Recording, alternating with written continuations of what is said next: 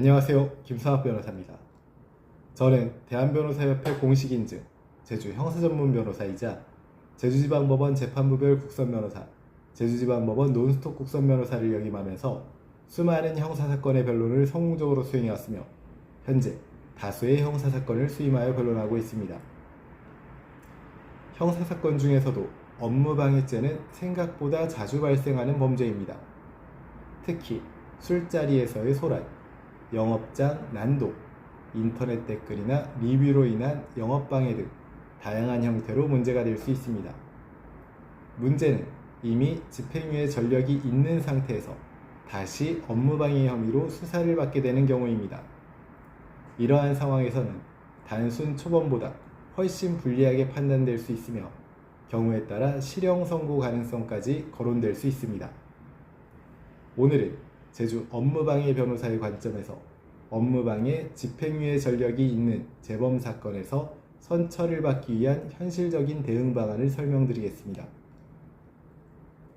형법 제314조에 따르면 위력 또는 허위사실 유포 등의 방법으로 타인의 업무를 방해한 경우 업무방해죄가 성립할 수 있습니다. 주요 처벌 규정은 다음과 같습니다. 5년 이하의 징역 또는 1,500만 원 이하의 벌금에 처해질 수 있습니다. 여기서 말하는 업무는 반드시 회사 업무만을 의미하는 것이 아니라 다음과 같은 다양한 영업활동을 포함합니다. 식당 및 카페 영업, 병원 진료 업무, 회사 업무, 온라인 쇼핑몰 운영, 학원 운영 등 모든 영역에 있어서 업무가 포함될 수 있습니다. 따라서 단순한 말다툼이나 소란이라고 생각했더라도 실제로는 업무방해죄로 처벌되는 사례가 적지 않습니다. 집행유예 기간 중 재범이라면 상황이 더 심각합니다. 업무방해 사건에서 가장 문제가 되는 상황 중 하나는 집행유예 기간 중 재범입니다. 집행유예는 일정 기간 동안 범죄를 저지르지 않으면 형의 집행을 면제해주는 제도입니다. 그러나 집행유예 기간 중 다시 범죄를 저지르게 되면 다음과 같은 문제가 발생할 수 있습니다. 기존 집행유예 취소가 될 가능성이 있으며 새로운 사건에서 실형 선고 가능성이 높아지며 재범 위험성이 높다고 판단될 여지가 높습니다. 즉, 단순히 벌금형으로 끝나기 어려운 상황이 될 수 있습니다. 따라서 이와 같은 경우에는 초기 단계부터 제주 업무방해 변호사의 조력을 통해 적극적인 대응 전략을 마련하는 것이 중요합니다. 법원은 재범 사건에서 다음과 같은 요소를 중요하게 봅니다. 첫 번째는 범행의 경위입니다. 범행이 어떤 상황에서 발생했는지가 매우 중요합니다. 예를 들어 우발적인 감정 충돌인지, 계획적인 범행인지, 술에 취한 상태에서 발생했는지에 따라 처벌 수위가 달라질 수 있습니다. 특히 우발적인 사건이라는 점이 인정되면 선처 가능성이 높아질 수 있습니다. 두 번째는 업무방해 정도입니다. 피해자의 영업이나 업무가 얼마나 심각하게 방해되었는지도 중요한 판단 기준입니다.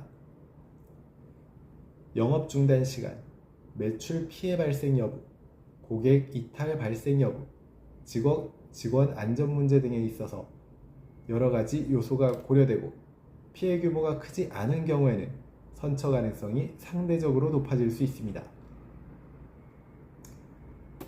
가장 중요한 요소 중 하나는 피해자와의 합의입니다. 특히 업무방해 사건은 피해자의 의사가 양형에 큰 영향을 미치는 범죄입니다. 피해자와 다음과 같은 방식으로 합의를 진행하게 되면 선처를 받는 가능성을 높일 수 있습니다. 피해를 보상하고 사과 및 재발 방지 약속을 하며 합의금을 지급하여 처벌불원 의사 및 합의서를 받게 되면 법원에서도 이를 중요한 양형 요소로 고려하여 선처를 내릴 가능성이 높아집니다. 실무적으로 제주 업무방해 변호사의 조력을 통해 합의를 진행하면 원만하게 해결되는 경우도 많습니다. 업무방해 사건에서 집행유예 전력이 있는 상태에서의 재범은 결코 가볍게 볼 수 없는 상황입니다. 현재 업무방해 재범 혐의에 대한 법률적 도움이 필요하시다면 언제든지 제주 형사전문 변호사 김성학 법률사무소를 찾아주시면 신속, 정확한 해법을 제시해 드리겠습니다. 조금이나마 도움이 되셨으면 합니다. 감히 최고라고 자부할 수는 없지만 여러분의 권리를 지키고 항상 최선의 결과로 만족을 드리는 제주 형사 전문 김성학 변호사입니다. 감사합니다.